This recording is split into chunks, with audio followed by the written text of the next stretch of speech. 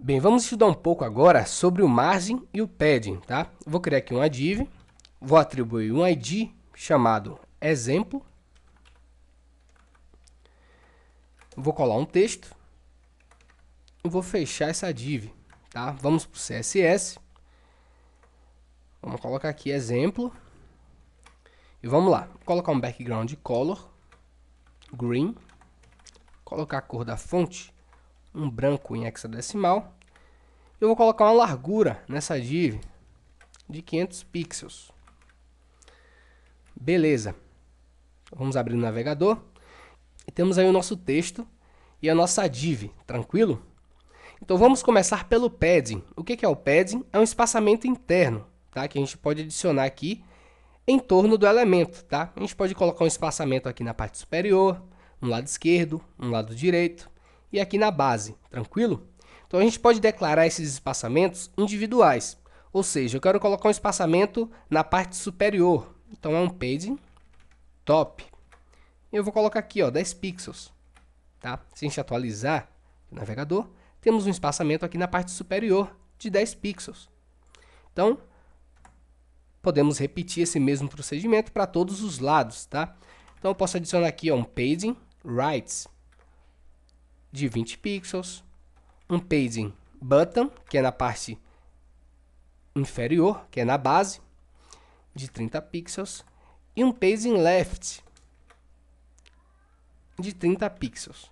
Temos aí os nossos espaçamentos por propriedades individuais, tá?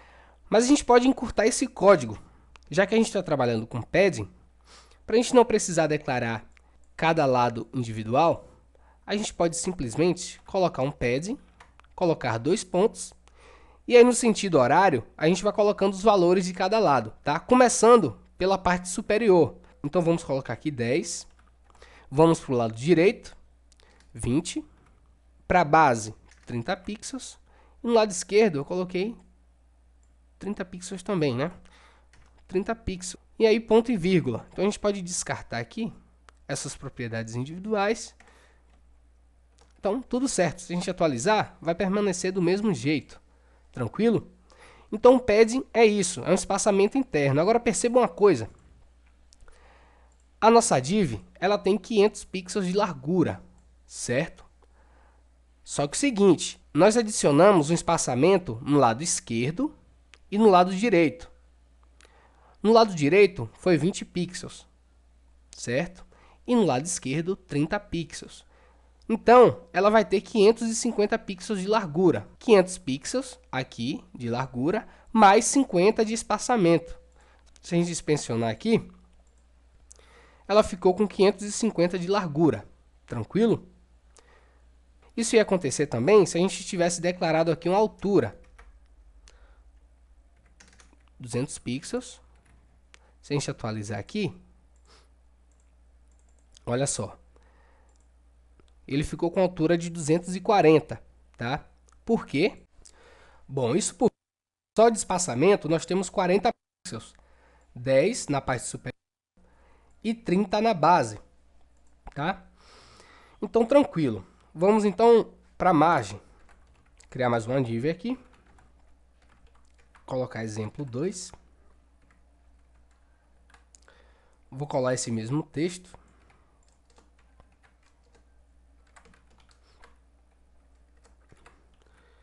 Vamos para o CSS. Exemplo 2. Colocar uma largura aqui. De 500 pixels também. Tudo certo.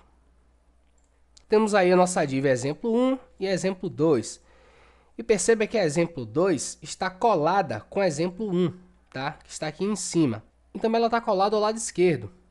A gente vai adicionar uma margem aqui no lado esquerdo e uma margem top, tá? Para separar dessa div aí.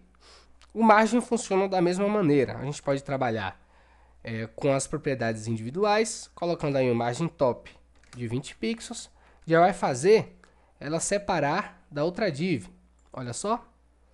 Ela adicionou aí o espaçamento superior de 20 pixels. Podemos adicionar também o margin left de 20 pixels. O que vai acontecer? Ele vai adicionar um espaçamento aqui no lado esquerdo, tá? Olha só, 20 pixels. E a gente pode declarar também o margin right no lado direito, o margin bottom, da mesma forma. Então, para ficar melhor, a gente pode também encurtar utilizando a propriedade estenográfica. Colocamos margem, 2 pontos, e aqui os valores. 20 pixels na parte superior, no lado direito 30 pixels, na parte de baixo 20 pixels, no lado esquerdo 40 pixels. Se a gente atualizar, então deu para entender mais ou menos aí a diferença. O padding, o espaçamento interno, e o margin, o espaçamento externo, beleza? Então, até a próxima!